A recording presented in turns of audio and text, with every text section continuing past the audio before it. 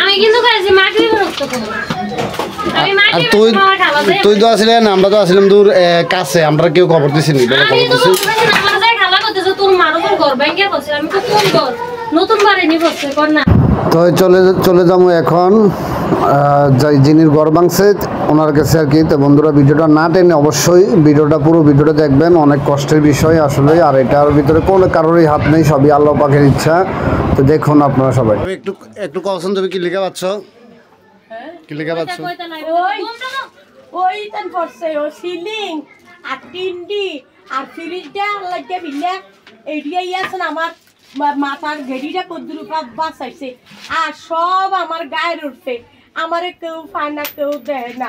এরপরে আমি কই সবাই কইতাছে আমি ফ্রিজের কোন রাত আমার এরপরে আমার ইয়া গায়ের ভিতরে ইট দিয়ে সবাই আমার ফারাইতেছে আর আমার তো তোরা ফারে আমার আলাইতাছ আমার দম জায়গা তো আবার সব সরাইয়া 3 মিন বেড়া 8 মিট সরাইয়া তো আমার আবার ইটের তলের থেকে বাইর করছে, ইটের তলের থেকে আমারে বাইর করছে সবাই।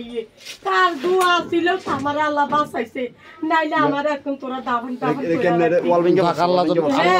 তিনতলার ওয়াল ভাঙ্গা সবাই পড়িয়া পড়ছে, তিনতলার ওয়াল ভাঙ্গা সব শেষ। আল্লাহ তোমারে বাঁচাইছে, এটা আমরা লাখ লাখ শুকর আলহামদুলিল্লাহ। এখন তোরা আমারে মাটি দিয়া লাল লাগলো। এই যে সিলেটটা পড়ে জায়গায় গাত হয়ে গেছে না মলে থেকে আইয়ে বুট দুনিয়ার হেবিটের ফারাই আত্তাছি কয় ফেটেছি না কোন যে দল থেকে তোরা নিবার করছ কাট দুনিয়া কিছু সরাই এখন নাম তান সরাই হেবিটের বাই মালিক দেখেন সব ভেঙে তছনছ করে দিয়েছে কালকের ঘূর্ণিঝড় রুমাল। ছেলেমেয়ে নাই, খুব ভয়ানক হয়েছে আমাদের কুমিল্লাতে, ছেলেমেয়ে নাই। আপনাদের এই জায়গায় কেমন হয়েছে একটু জানাবেন, আর অবশ্যই হ্যাঁ সামনে আরো অনেক সুন্দর ভিডিও আছে। ভাবি কালকে কটার দিকে খাইনি? 3:30 বাজে। তোমার ভিতর থেকে বার করছে মানুষ, আমার মানুষের তো অনেক থেকে বাইক করছে 8-9 জনে।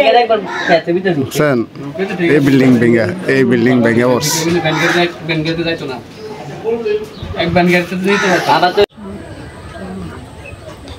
আজকালকের ঘূর্ণিঝড়ে দেখেন, কালকের ঘূর্ণিঝড়ে আজকে মানে ওই যে বাড়িটা দেখতেছেন এই বাড়িটা ডুবে গেছে। দেখেন এটাও অনেক পানি।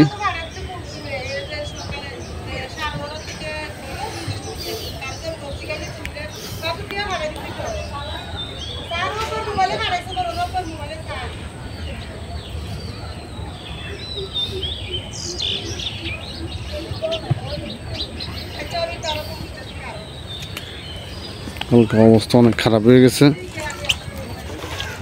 বৃষ্টির পানিটা।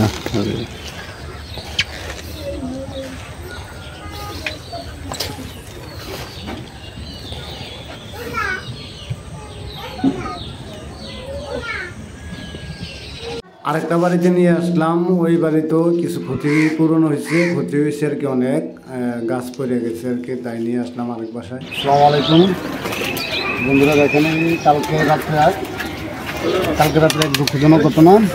দেখেন এই দেওয়ালটা ভেঙে তারপরে বাড়িতে পড়ছে, লোক ছিল, আল্লাহ হাতে ধরে বাঁচাইছে ওই লোকগুলোকে।